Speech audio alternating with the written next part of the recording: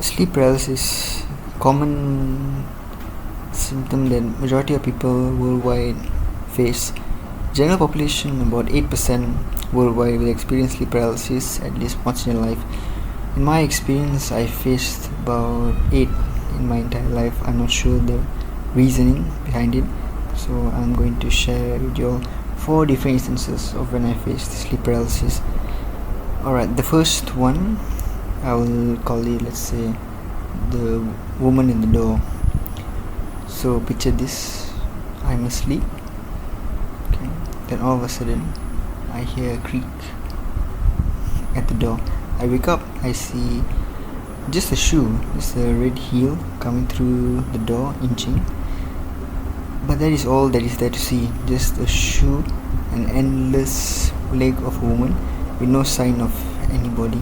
It sounds weird, but that was the first time I faced it, and it was pretty scary for me, and not being able to wake up and shake myself off. So this continued on for 1 minute until I managed to wake myself.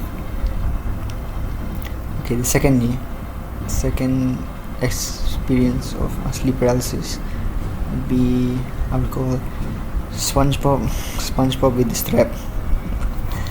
Okay, so there I am lying in the bed, and all of a sudden I open my eyes and I look through my window, and all I can see is SpongeBob and Patrick having a casual conversation with each other.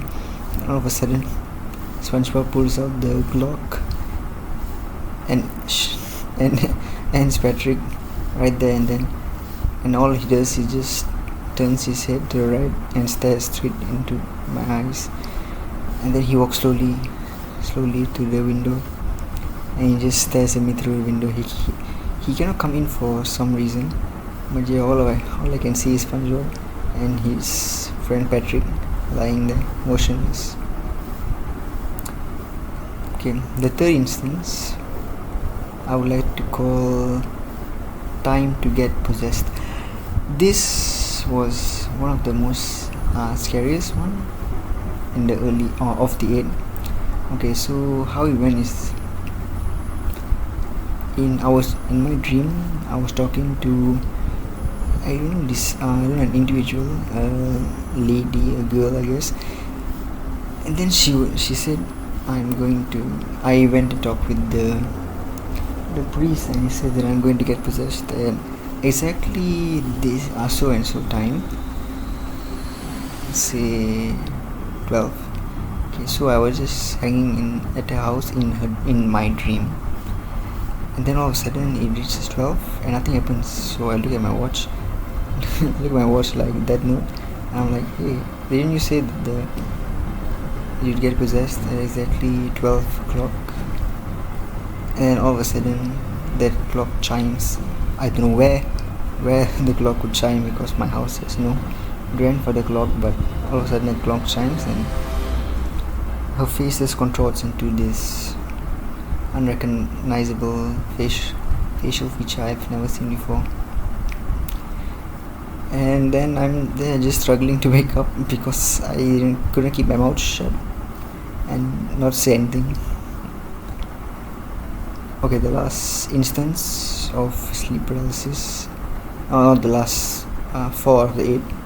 Okay, so the fourth one is, I would call meet my friend. Okay.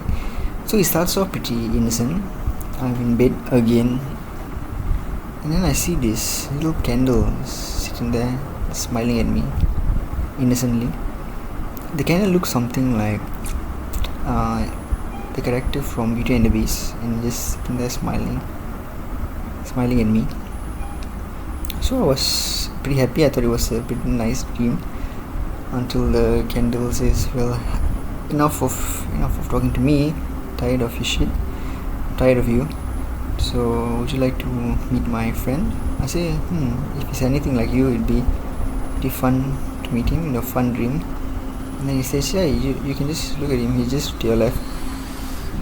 And then as soon as I turn left, I regret listening to this innocent candle, because all I see is this dark figure looming on top of me. and he doesn't see anything. He just sits there and just doesn't even stare because he doesn't have eyes. He just this dark silhouette standing beside my bed. And I try and look back to the right for the candle, search for the candle, but he was not there anymore. So I guess moral is I shouldn't trust a candle that looks very innocent. Alright, that's the 4 instances of my sleep paralysis. I'll be making another video for the next 4. Be posting it soon-ish. Alright, thank you all for listening.